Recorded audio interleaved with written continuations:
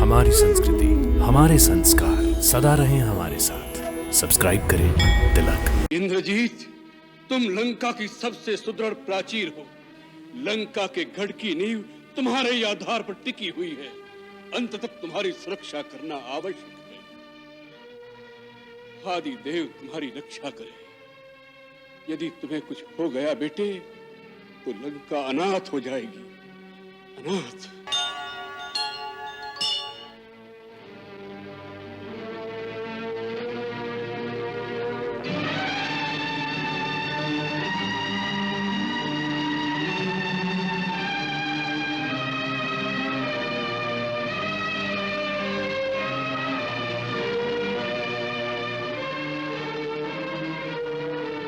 इस प्रकार गंभीर चिंतन में क्यों खो गए पिताश्री? जब से मैंने रणभूमि में जाने का निश्चय किया है, आप गहरी सोच में पड़ गए। बात क्या है महाराज? आप हमेशा मेरे रणभूमि में जाने में असमंजस में पड़ जाते हैं। ये किस कारण? पुत्र मोहवश अथवा आपको मेरे रण कौशल पर संदेह है? संदेह? तुम पर संदेह? इंद्र के वज्र को भी मामूली कंकर की तरह प्रभावहीन कर देने वाले इंद्रजीत पर संदेह? देवासुर संग्राम में अपने पिता की पराजय को अपने पराक्रम से विजय में परिवर्तन कर देने वाले पुत्र पर हम संदेह कैसे करेंगे वत्स? तो फिर अभी तक आपने मुझे कूच करने का आदेश क्यों नहीं दिया महाराज? इंद्रजीत, तुम लंका की सबसे सुदृढ़ प्राचीर हो। लंका के गढ़ की नींव तुम्हारे ही आधार पर टिकी हुई है। अंत तक तुम्हारी सुरक्षा करना आवश्यक है।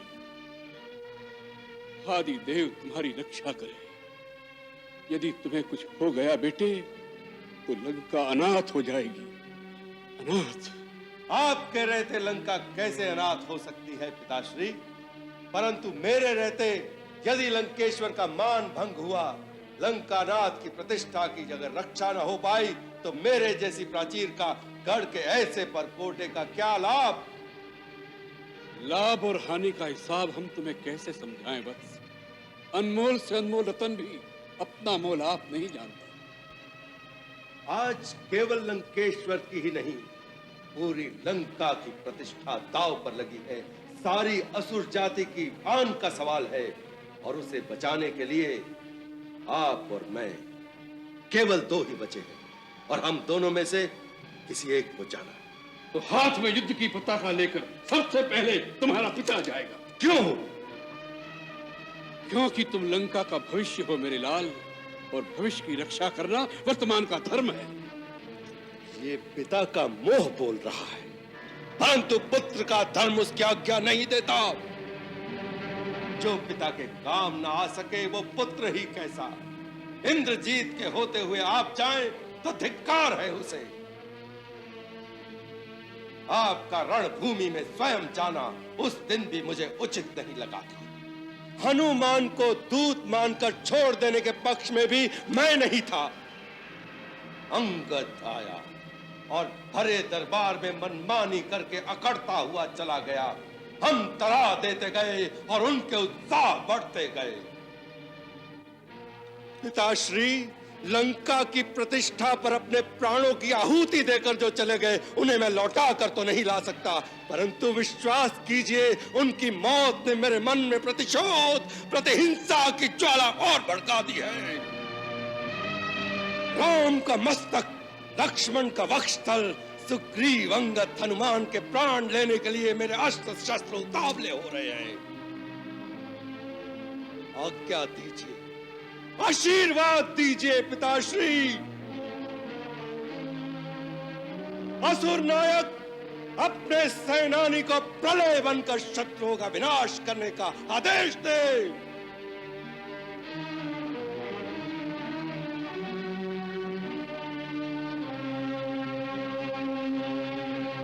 आप क्या सोच रहे हैं? हम सोच रहे हैं इंद्रजीत कि पाताल में भैया अहिरावण ने हमें आश्वासन दिया था कि जब भी आवश्यकता होगी वो हमारी सहायता के लिए आएंगे। वह माया रचने में हम लोगों से भी आगे है। उन्हें क्यों न बुला लिया जाए? अपने पुत्र के होते हुए आप दूसरे लोग से भाई को अपनी सहायता के लिए बुलाएंगे तो इंद्रजीत लंका की प्रजा के सामने सर उठाकर कैसे चलेगा? पिताश्री, आपके मन में दुर्बलता एक छोटा सा छिद्र कर रही है, उससे सावधान रहे। जीत के लिए पूर्ण मनोबल आवश्यक है। इंद्रजीत पे विश्वास करें, मैं युद्ध का चित्र ही बदल दूंगा। आप मुझे आज्ञा और आशीर्वाद दोनों दें पिताश्री।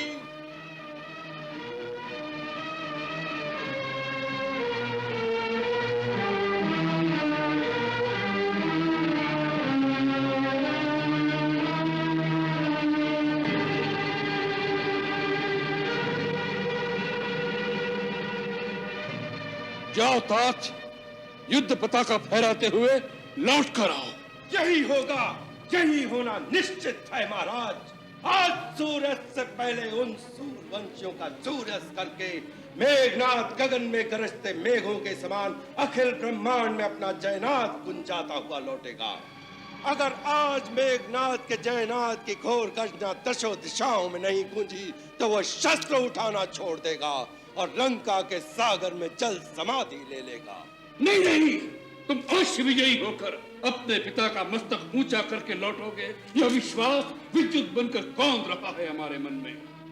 जाओ इंद्रजीत, आज नई जीत का कीर्तिमान स्थापित करके लौटो। विजयी भव।